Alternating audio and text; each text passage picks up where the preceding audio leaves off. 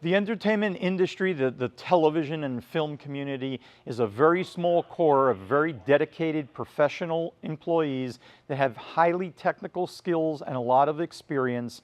The guidelines that we follow spell out very well what can and cannot be done with firearms and blank ammunition on set.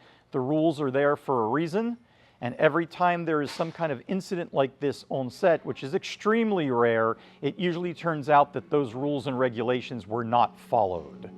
On October 21st, cinematographer Helena Hutchins and director Joel Souza were shot during the filming of the movie Rust, when a gun Alec Baldwin was using accidentally fired a lead bullet. Hutchins died hours later. Police accounts and affidavits raise questions about whether the crew followed film industry protocols for gun safety, which prohibits the use of live ammunition.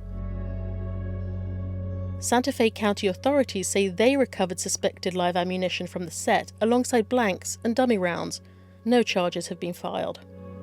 To get an idea of how film sets should be run when guns are involved, we came to Independent Studio Services, one of the world's largest prop houses, to speak to armorer Larry Zanoff. Well, our primary client is the prop master, so once the prop master determines which firearms are needed, they'll contact the rental armory, we'll assign an armor to it, and they will pull and prep the gun. They will test fire the blank fire gun, and then at whatever date it's needed on set, they will go out to set with the gun in a secure lockup situation and have it ready for whatever scene occurs on set.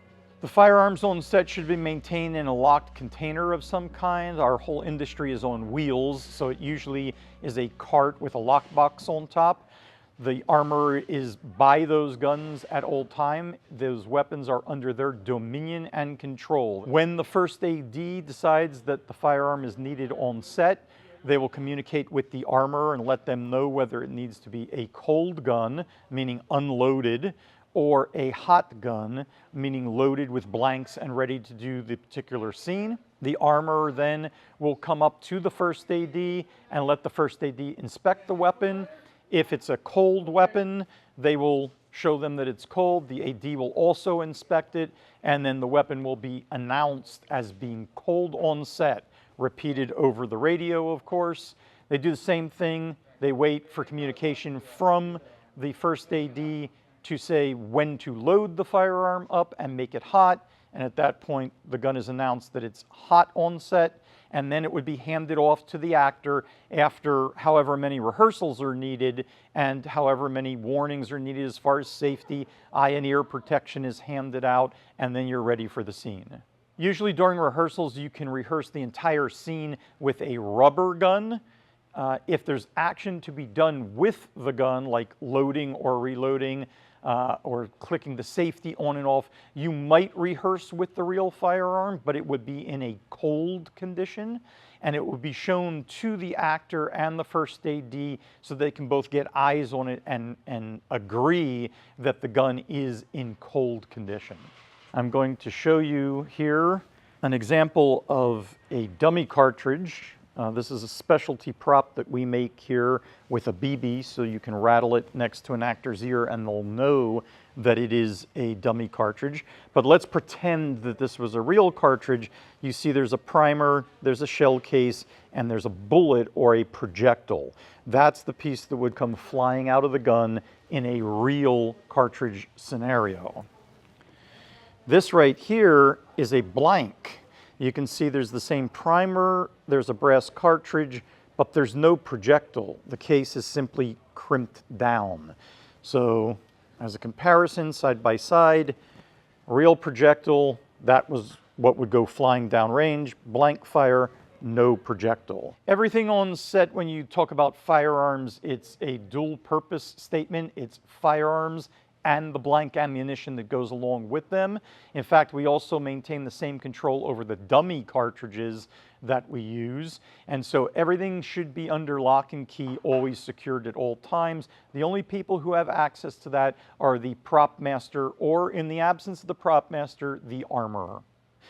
The firearms on set are supposed to be kept safe in a locked container. So we have this metal box here that's on wheels.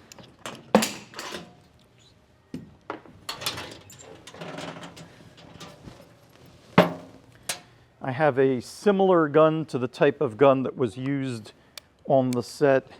I don't know the exact dimensions. Their barrel may have been longer. We don't know that for sure, but I'm going to load one blank in and demonstrate to you that at 20 feet, which is what I have measured out here, the effect of the blank is negligible on a coffee cup downrange. I will count down for you. 3, 2, 1.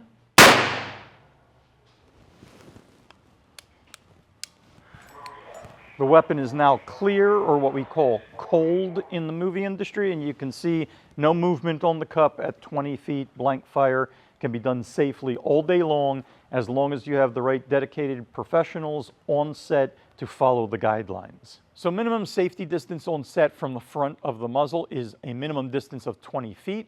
There should not be anything in front of the muzzle for 20 feet that can be harmed or damaged by that gun.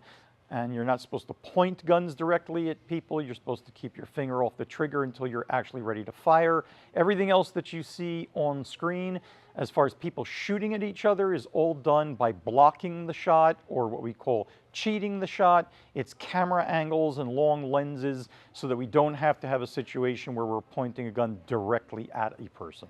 Once that particular gunfire scene is wrapped, the armorer then will take back the gun from the actor, will clear the gun and make the announcement that the gun is again in a cold condition. Once again, that gets repeated over the set radio, and then the gun goes back into the secure lockup and we move on with whatever the next scene is. What the viewing public doesn't realize is when they see one actor on set with one gun and they're watching them up on screen, you know, in a movie, there are many versions of that gun out on set for filming. There might be a rubber gun, there might be a replica gun, and if you're doing actual blank fire with that in the scene, there will be a real gun that we use for blank fire, and those props get changed interchangeably depending upon the exact scene. CGI is something that can be utilized in a limited way to get around certain issues as far as gunfire on set, but the standard is and always has been since the inception of the industry, when you have actual gunfire with blanks, it's real guns firing blanks.